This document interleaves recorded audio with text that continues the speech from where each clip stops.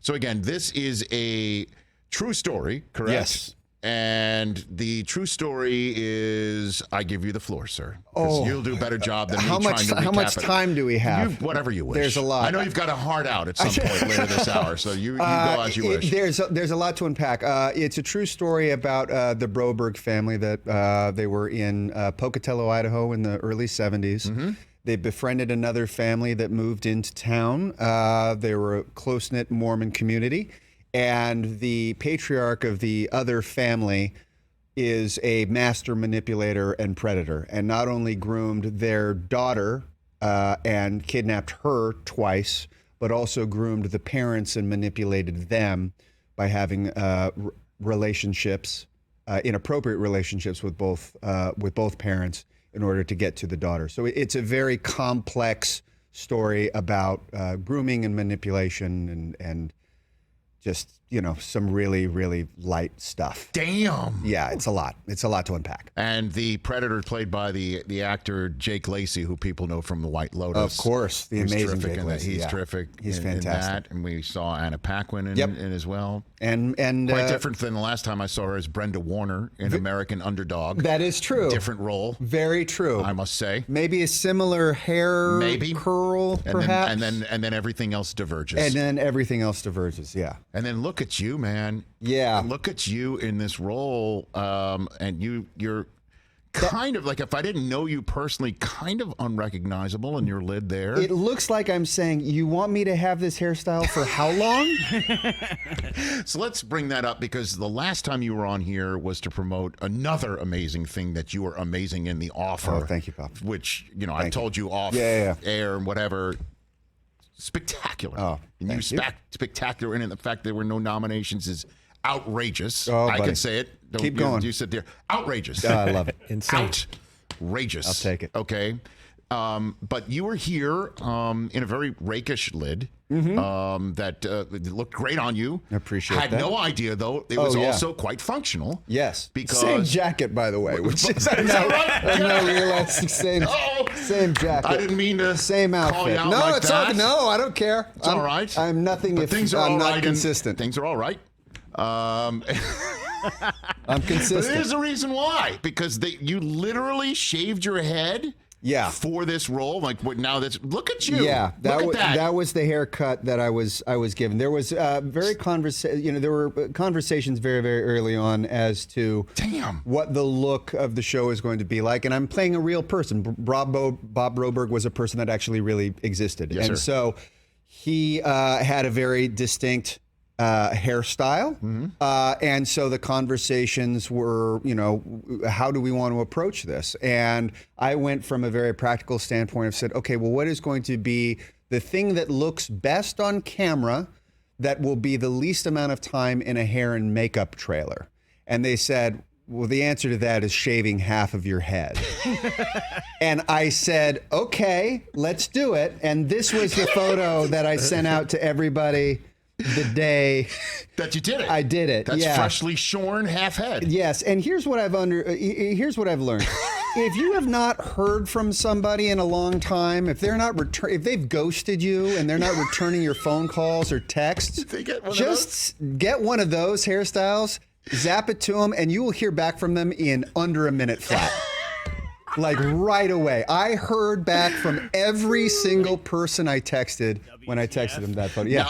Now I know this is a loaded question, so I apologize for asking it without clearing it beforehand, but your wife thought what? What did Sam think about this? She was nonplussed, I think is the word, that I can say on this program.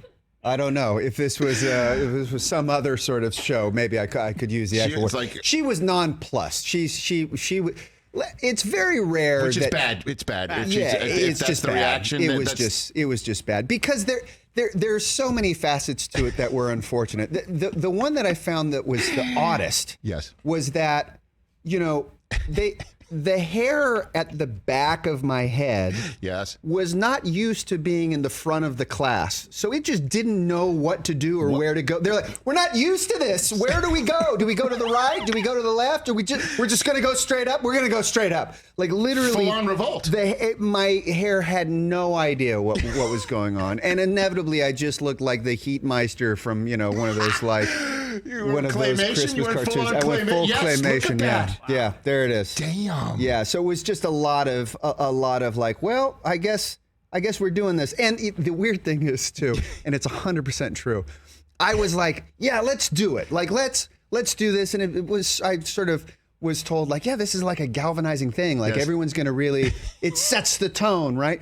Shave my head, and then within 2 seconds flat, I went, I'm going to be stuck with this for the next 7 months. Is that how long it was? 7 months? It didn't occur to me that like, there's the making it easy like in the morning in the hair and makeup trailer, but then there's also the maintenance. I'm going to have this haircut when I'm out of work. Do you know what I mean? And so, true story, about 7 days after I filmed that, I went to a restaurant in Atlanta that I had gone to once before. Yeah. And they had told me, okay, yeah, all right. Well, we take reservations now. I said, okay, not a problem. I'm literally going to be in 30 minutes. So they're like, all right, we need your credit card for the reservation. I said, okay, not a problem. Why do you need the credit card? Well, we're going to charge you in case you don't show. Okay, I'm coming anyways, not a problem. Mm-hmm. And there's a dress code. I said, what's the dress code? And they said, basically just, no athletic gear, no sweats. I said, great, no problem. I show up in this jacket and a baseball hat, and they go, okay, sorry, you have to take the hat off. Get out of here. And I went, excuse me? And she said, I told you no athletic wear. And I said, you said no sweats. Yes. And she said, you're wearing a baseball hat.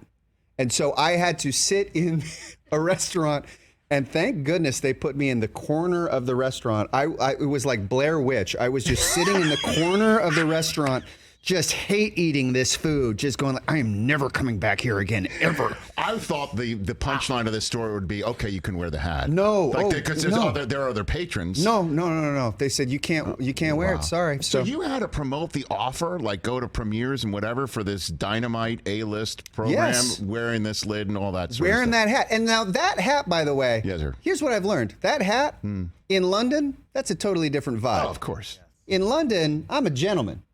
When I wear it here in the U.S., I look like the dancer for the Mighty Mighty Boss Stones. It is not the same. Which is okay, though. Which is fine. I love the Mighty Mighty Boss Stones. Never had to, knock on wood. I'm not knocking that. Okay. I'm not knocking it in the slightest. I know someone who has. You never know when you might have to provide the music for the 1997 ESPYs. You never know. It just looks very circa 1997. Like, it was a little spot on. So everyone must see a friend of the family. Yes. Just to know how much work went into it and sacrifice for your craft. All of that. And you want to know what my dad calls it now? What? The neighbor next door show. All that hard work. He goes, hey, you're crushing it on this neighbor next door show. Do you tell him it's what the name of it is? Yeah, I told him that's what I'm calling it from now on. The neighbor next door show. What do you think of your hair? What do you think of that? He thought it was hilarious. Well, you're committing to the craft. Oh, I mean, he was one I always heard back from very quickly whenever I would send him photos and videos all the time, and he was just never prepared for it. He was never prepared. Was he ghosting you and you got a response? No. I heard back from him. In fact, I would get videos of him that would just be him laughing. Like, I'm talking like that money pit laugh. Do you know what I mean? Money pit laugh. It was that laugh. Wow. Yeah, it was a lot of that. Fantastic. Colin Hanks here on The Rich Eisen Show.